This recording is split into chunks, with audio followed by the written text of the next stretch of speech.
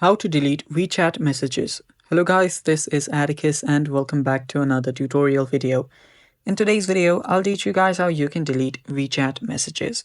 So without any further ado, let's dive right into it. First steps first, you will need to open up your WeChat. Make sure that your WeChat is up to date to its latest version. After you open up your WeChat, to delete a text or to delete any messages, simply head over to your text. So right here, what you can do is you can simply tap on the three dots on the top right, and there you'll see an option to clear your chat history. Tap on clear chat history, and then you can head back and there you'll see all of your chat will get deleted.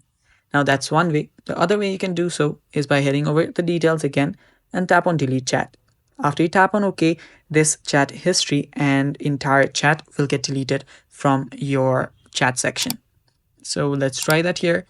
Tap on the three dots here and clear chat history, and again clear or delete your chat.